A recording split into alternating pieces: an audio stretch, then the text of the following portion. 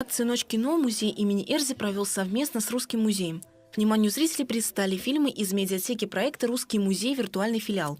В том числе и авторские картины из серии «История одного шедевра», рассказывающие о творчестве различных русских художников, а также о культуре и искусстве в эпохе Петра I и Екатерины II. Помимо этого, в кинозоне на экспозиции работ Степана Эрзи состоялся показ фильма о великом скульпторе.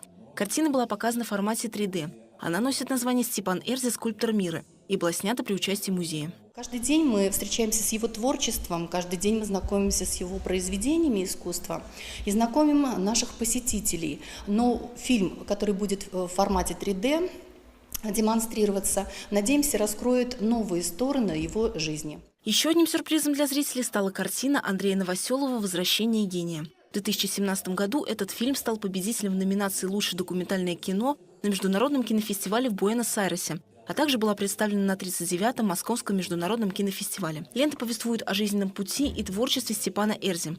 Акция «Ночь кино» вызвала у жителей и гостей Саранска интерес. В интернете я узнала о «Ночь кино», и мне очень интересно искусство, поэтому я решила посмотреть и узнать об этом намного больше. Мне очень понравилось, сразу улыбка на лице, так красиво. Акция «Ночь кино» стала отличным сопровождением к экспозициям, представленным в музее. Осмотреть произведения, а затем узнать о них много нового, или же после просмотра фильма своими глазами увидеть то, о чем в нем говорится, это настоящий синтез различных видов искусства. Ирина Семенова, Евгений Фролкин. Народные новости.